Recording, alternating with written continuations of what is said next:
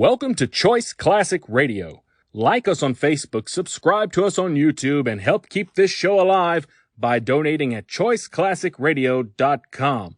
For more of your favorite old-time radio shows, join us on our companion podcast, Choice Classic Radio, Mystery, Suspense, Dramas, and Horrors, where we bring to you the most mysterious tales that the golden age of radio had to offer. And now, with 326 episodes made, broadcasting from 1939 to 1950, we bring to you The New Adventures of Sherlock Holmes.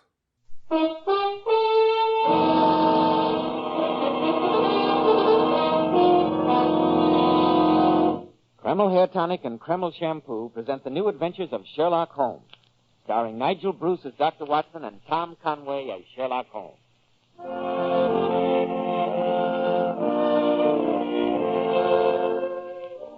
Now, once again, it's time to keep that weekly appointment with our good friend and host, Dr. Watson. I'm sure he's waiting for us in his study, so let's join him there, shall we? Ah, there you are, Mr. Bell. And how are you this evening, my boy? Just fine, thanks, Dr. Watson. And yourself? Well, 22 of gout, but otherwise I'm doing pretty well for an old gentleman of... We won't go into the question of my age. Draw up a chair and I'll get on with tonight's new Sherlock Holmes adventure. From the hint you gave us last week, it sounded like quite a story. It was one that I shall never forget at any rate. For once, I played a rather dashing role in the case. Oh? And I have this small gold key on my watch chain to remind me of the fact. A gold key? Given to you perhaps by a lady, Dr. Watson? It was given me, my boy, by Her Grace, the Dowager Duchess of Penfield. In gratitude for services rendered, I Oh, suppose. no, Mr. Bell. Not by the wildest stretch of the imagination could you say that. Let's say that it's a memento of one of the most unusual experiences that the great Sherlock Holmes and I ever had.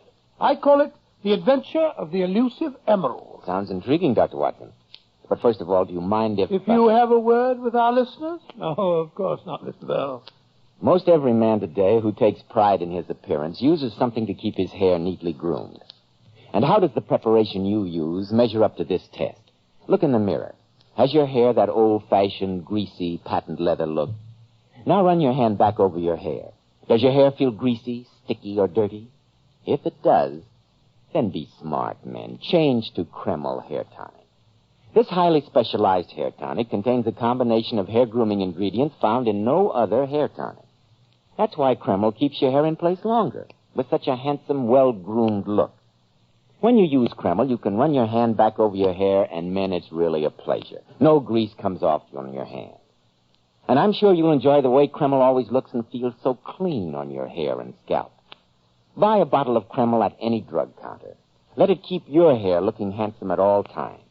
Kreml, Kreml Hair Tonic. Now, Dr. Watson, how's about the adventure of the Elusive Emerald? Well, Mr. Bell, the story began on a cold winter evening.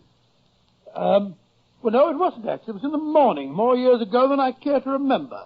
Holmes and I, our breakfast just concluded, sat on either side of a cheery fire in our Baker Street lodgings. A thick fog rolled down between the houses, and the windows opposite looked like dark, shapeless blurs through the heavy yellow murk.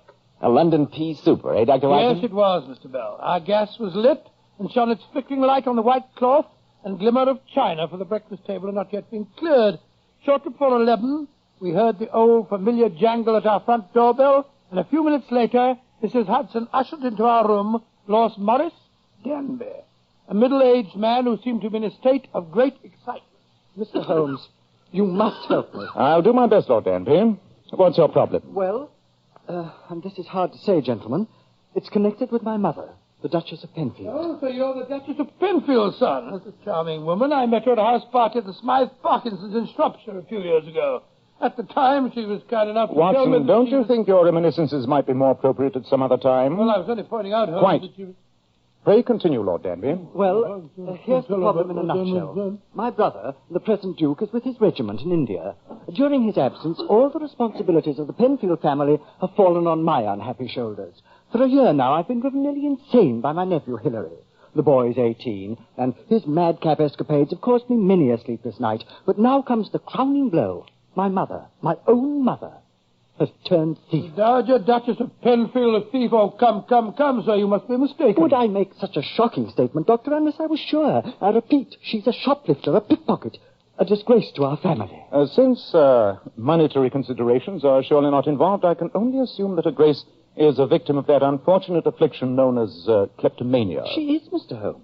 But how can I explain that to shopkeepers, to friends of the family, when Mother decides to pocket some valuable memento of a weekend house party? And though it's petty thefts today, tomorrow it may develop into more serious criminality. Mr. Holmes, you must help me find some way out of this intolerable situation. I'll pay you any fee you name if you can find... My good woman. Don't argue with me. What on earth's the commotion downstairs? Well, I see what's wrong, Holmes. Go back to your kitchen. Mind your own business, you stupid woman. It's Mother. She must have followed me Your here. Grace, how delightful to see you again. Again? Who are you? Oh, don't you remember? We met at the Smythe Parkinson's a few years ago. Never saw you before in all my life. Oh, it was in Shropshire. Fancied us ball, you know. Rubbish. Get out of my way. Morris, Yes, Mama? get out of here at once. This is a matter for your elders. Do you hear me? Mama, Get out, you oaf. Yes, Mama. And when you get home, wait in the blue room for me. I shall attend to you later.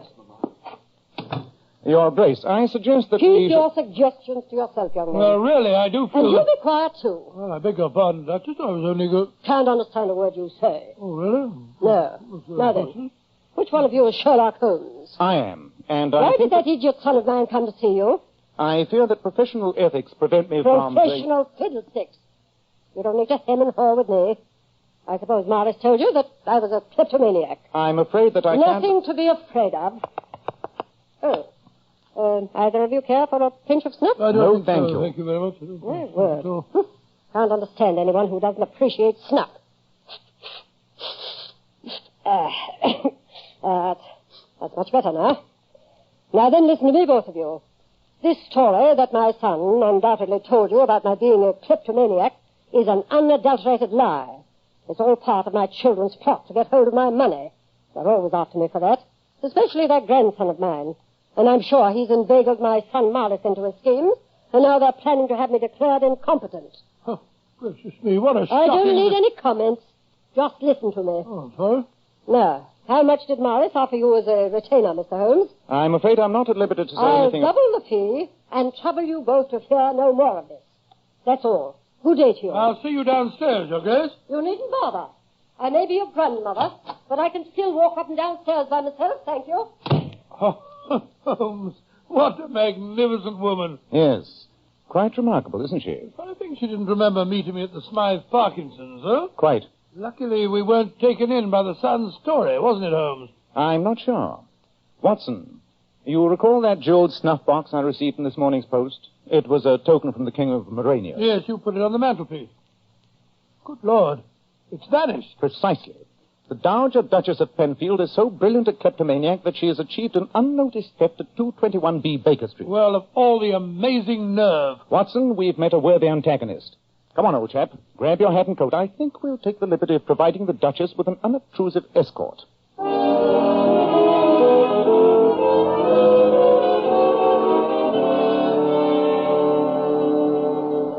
Oh, Lord. Holmes, this is the 12th shop that we've been in. My feet are tired. We've been following the Duchess all day. I was anxious to observe her technique. Well, she's obviously had plenty of practice. Yes. She's spent about £100 in this shopping tour so far, and yet she's succeeded in obtaining some £500 worth of goods. Brilliant work. Look, Holmes. That small man in the bowler hat stopping her. The shop detective, no doubt. Come on, Watson.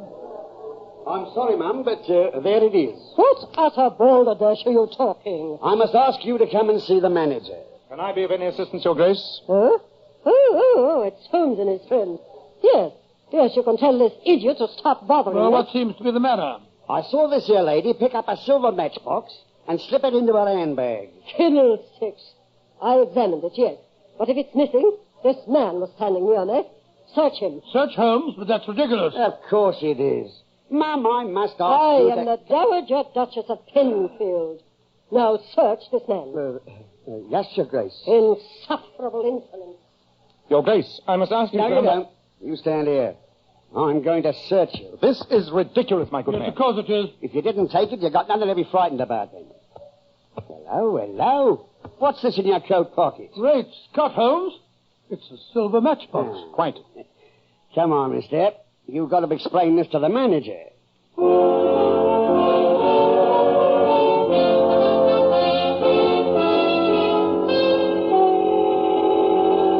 Mr. Holmes, I'm very embarrassed that my man brought you here. That's quite all right, sir. It was a perfectly understandable mistake. Yes, but you must realize that this unfortunate habit of the Duchess's must be kept a secret. Quite so, Dr. Watson. And I think the program I've outlined will prove a most satisfactory way of handling any such incidents in the future. You follow my plan quite clearly? Oh, yes, Mr. Holmes. We'll have our shop detectives watching her whenever she comes in. Anything she doesn't pay for, we're to charge to her account as though they were purchases. Precisely. In that way, your shop will sustain no loss, and the Penfield family will be spared public scandal. Yes, a very satisfactory arrangement, I think. Come on, Watson.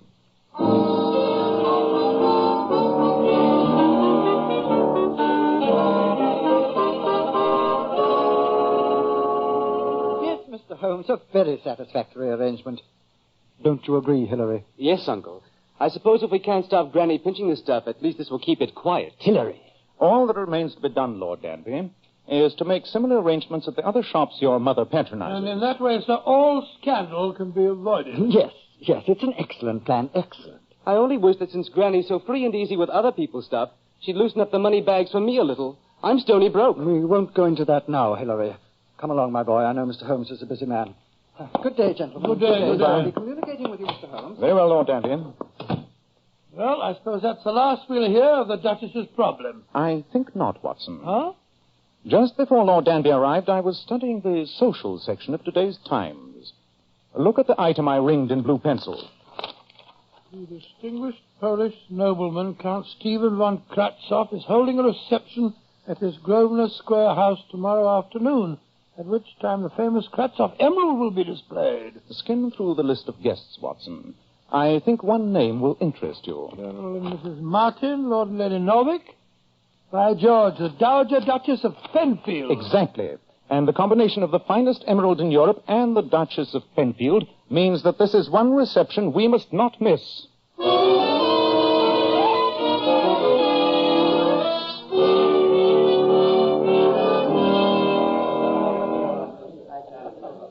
Where's your friend, Sherlock Holmes? He's over there talking to Count Kratzoff, Your Grace. You and your friend have been following me since yesterday, haven't you, young man? No, of course not. We wouldn't dream of such a thing. Oh, fiddlesticks. I know you have. Oh, by the way, you said we'd met before somewhere. Where was it? At the Smythe Parkinson's in Shropshire. At a fancy dress down. No, the Parkinsons. Don't remember you. I was wearing a Pierrot's costume. Oh, really? How very original. What was I wearing? Something in blue. Blue velvet, I think it was. You had a white wig, I remember. You looked enchanting. It wasn't a wig. It was my own hair. My own hair's white. And it wasn't velvet, it was tulle. And the dress was red, not blue. However, I'm flattered that you remembered me. Good night, young man. Good night, Duchess. Oh, good night, Count von Kratzoff. Had a very pleasant evening. Good night, my dear Duchess. I'm so happy that you honored me with your presence. How long, Hilda? Oh, yes, Good night, Granny. Mr. Holmes. Good night, Your Grace. Oh, thank you so much, Count. Good night, young man. Good night. A most successful evening, Count von Kratzoff. I am flattered that so many distinguished guests were present, Dr. Watson. You were very quiet this evening, Mr. Holmes. I was watching, Count. My eyes hardly left the emerald during the entire evening. I imagined that you had some professional reason for attending. The embassy was most insistent that I invite you. But nothing seems to have happened. Is the gem still lying in its case on the table there? I saw nothing happen. I hope nothing did. Well, what could have happened? There's a stone safe and sound. Now, please examine it, Mr. Holmes. I know you have quite a reputation as an expert on jewels. What a beautiful gem. It is considered one of the finest in Europe, my dear doctor. Mr. Holmes, what is your opinion? That you've been robbed, Count von Kratzoff. Robbed? Yes, this is an extremely fine paste replica. The Kratzoff emerald has been stolen right under my very eyes.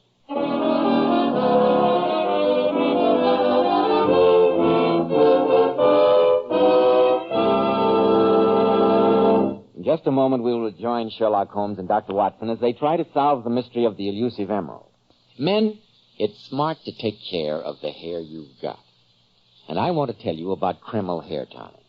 You see, Kreml is a highly specialized hair tonic. It contains a combination of hair grooming ingredients found in no other hair tonic. That's why it keeps hair neatly in place longer and gives the hair such a natural, well-groomed appearance. Never greasy or sticky. But men, Kreml does lots more than keep hair looking attractive. A quick massage with Kreml stimulates the circulation of blood right in the surface of the scalp. Notice how alive, how invigorated your scalp feels. And men, you like to rub Kreml on your scalp because it's such a clean hair tonic. Never feels greasy or sticky. Its light oils have a fine lubricating effect on a dry scalp, too. At the same time, it removes loose dandruff. And if your hair is so dry that it breaks and falls, Kreml actually helps condition the hair, in that it makes it feel softer, more pliable. So men, for a cleaner scalp, for better groomed hair, change to Kreml. Kreml. Kreml Hair Tonic.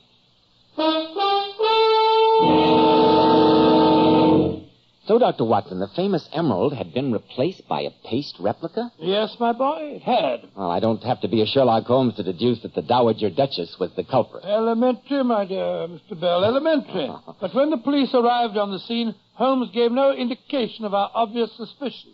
Later on, when we returned to Baker Street, I don't think either of us were in the least bit surprised to find that Lord Danby was waiting for us, in a state of great agitation. Mr. Holmes, you've helped me so far. You've got to find some way out of this mess. You've spoken to Count von Kratzhoff since the loss was discovered? Yes. He came over to see me while you and the police were still searching the house. We're neighbors, you know. What did he say, sir? That for the sum of £20,000, he'd agreed to keep the whole matter quiet. Indeed. And why should Count von Kratzhoff assume that your mother was responsible for the theft? I'm afraid he must have heard rumors of her unfortunate habits. Do you propose to make the settlement, Lord Danby? The estate can't afford it, Doctor. Oh, dear me, what will my brother the Duke say when he returns from India? What am I to do, Mr. Holmes? Your problem has many more ramifications than I imagined when you first called on me, Lord Danby. I think if you'll allow me a few hours' grace, I can give you a surprisingly satisfactory solution to your dilemma. I'll be eternally grateful if you can. Well, how do you propose to do it, Holmes? The first step is obvious. To find the jeweler who made the paste replica. Unless I'm much mistaken, there's only one jeweler in London capable of such an exquisite piece of craftsmanship. We shall call on him, Watson. We shall call on him at once.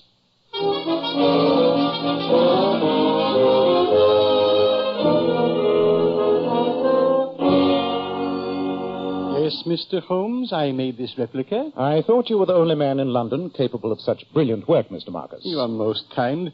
It was one of a pair of duplicates that were ordered. A pair, eh? Yes. Now the plot thickens, Watson. Of course, you had no idea that the replicas were ordered with any criminal intent, Mr. Marcus. Of course not, Dr. Watson. I was told that they were for a collection of replicas of famous stones, and I was paid handsomely. 25 guineas apiece for them, yes. A small stake for so large a prize. Could you describe the woman who gave you the order? Woman, Doctor? It was a man. A young man. A man? But, yes. Holmes, she must have an accomplice. I think not, Watson. Though the train of thought suggested is certainly an astonishing one. However, our next move should be obvious. Oh? What's that? We return to Baker Street for certain necessary tools of my trade. And then, my dear fellow, we pay an unannounced visit to the Dowager Duchess and try our hands at a little burglary.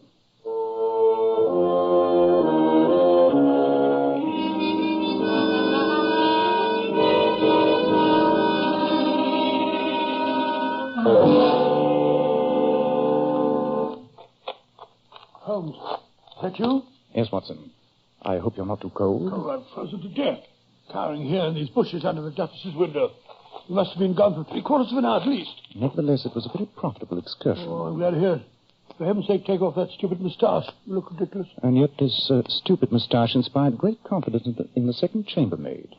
Under the impression that I was a flirtatious plumber with prospects, she informed me that the Duchess has a small room leading off a boudoir. A room that none of the staff is allowed to enter. You think that that's where her hoard of stolen goods may be situated? It's worth trying, old chap. A stout coil of rope attached to the balcony above should enable us to make an unobtrusive entry. Possible, but where do we find a stout coil of rope? Even a pseudo-plumber has his tools. You don't imagine this bag contains a pipe wrench or some such useless appurtenance, do you? Look. Great Scott. A coil of rope. Exactly. Now let's see how best we may secure it to the balcony above. But we must work quietly, Watson. If we are discovered, I'm afraid this is going to be a trifle hard to explain.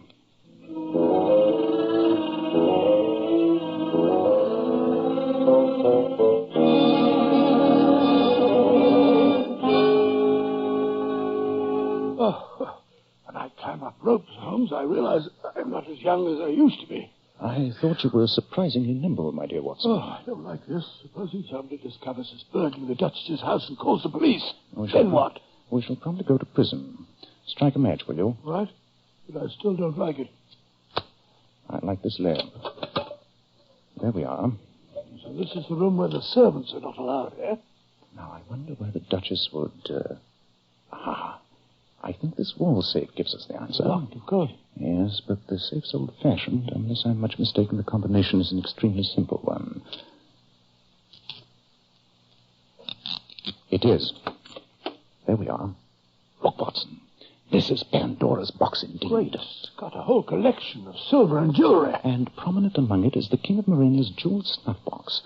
I'll slip that in my pocket. I think His Majesty would prefer that I retain its ownership. Look, Holmes. There's Count von Kratzhoff's emerald. Yes, Watson. We'll take charge of that, too. The rest of this collection doesn't concern us.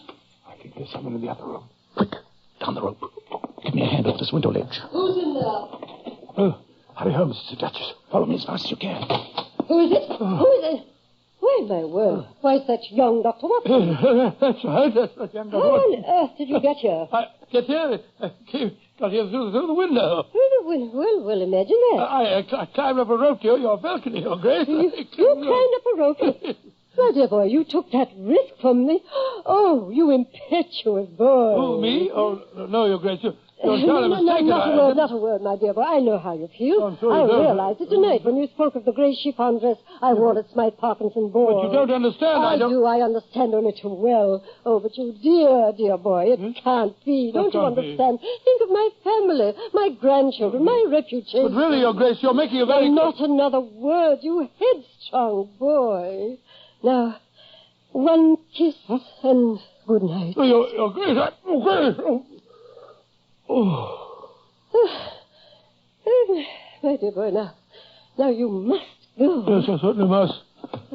Good night. Good night, you foolish boy.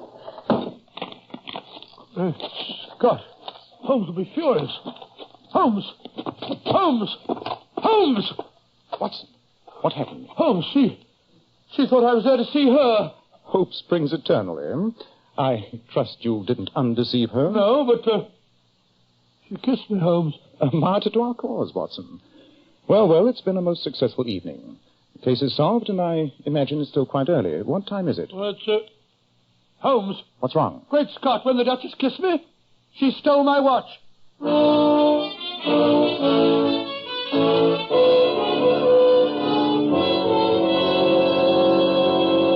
Say the case is solved, Mr. Holmes? Yes, Lord Danby.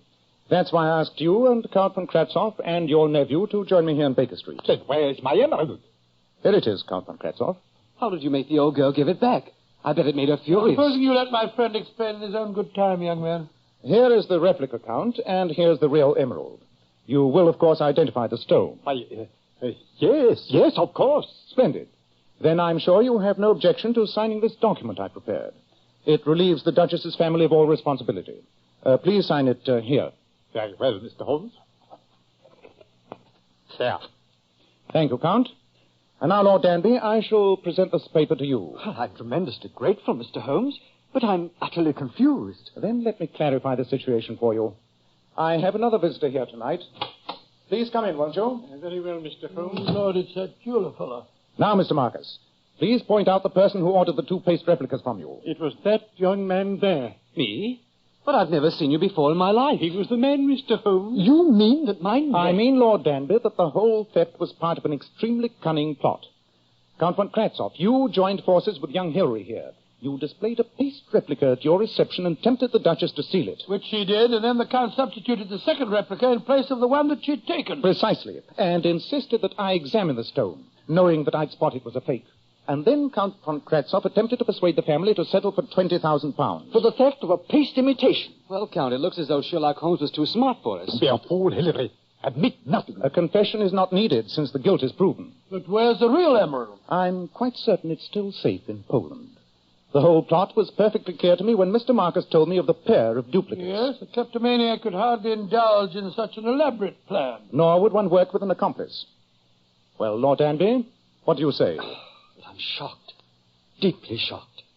My nephew I shall deal with separately, of course. Don't look so grumpy, Uncle. I was only trying to get a little money. Granny wouldn't give me any. Count von Kratzov, you can be prosecuted for fraud and extortion, you know. Only by involving the Penfield family in a great deal of scandal, I assure you, Mr. Holmes. What do you say, Lord Danby? Do you intend to prosecute? The Count's right. The scandal would be unbearable. Then I'd suggest we merely request Count von Kratzov's immediate departure for Poland. Now, don't try and stop me, my good woman. I'm going upstairs. It's Mother. It's Granny. It's the Duchess, oh, Lord. My word, how very depressing.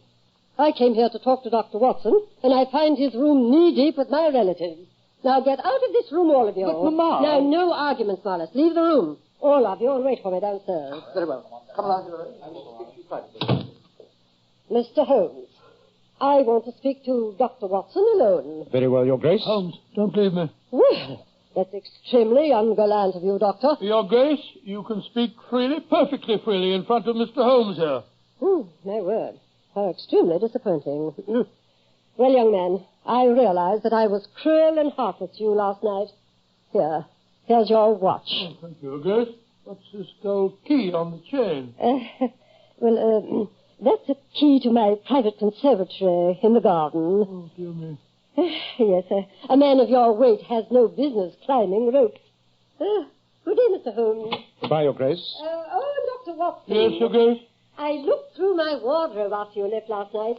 I found that dress I wore at the Smythe Parkinson's. It was green.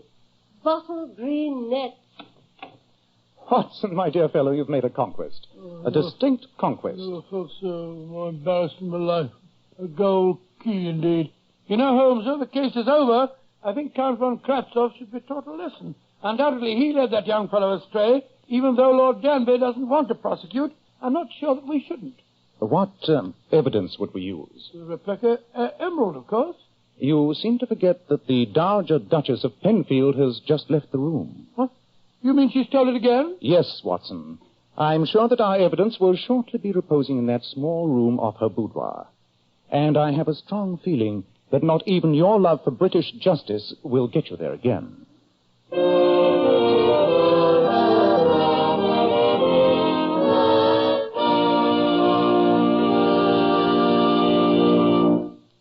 Before Dr. Watson gives us a hint about next week's story, girls, those famous $1 Million Powers models you see on magazine covers always have to keep their hair shining bright with highlights. Now, here's how they do it. We glamour bathe our hair with Kreml shampoo.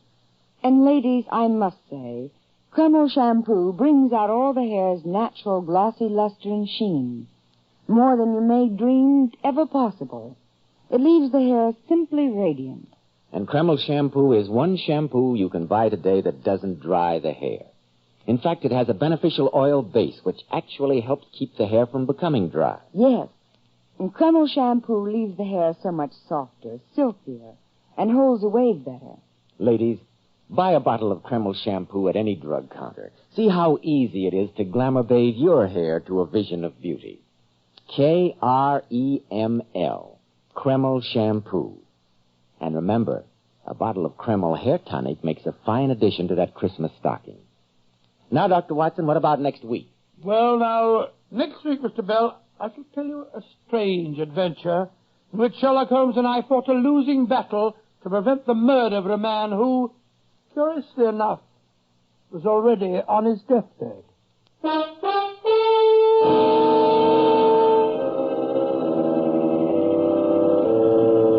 Tonight's new Sherlock Holmes adventure was suggested by an incident in Sir Arthur Conan Doyle's story, The Musgrave Ritual.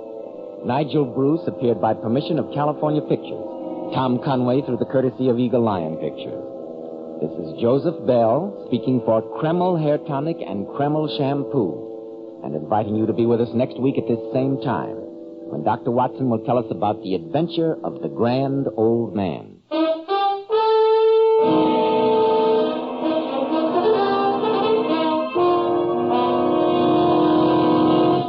ABC, the American Broadcasting Company. That concludes today's episode. We'd like to thank you and remind you to donate at choiceclassicradio.com. Remember, your donations make episodes like this possible.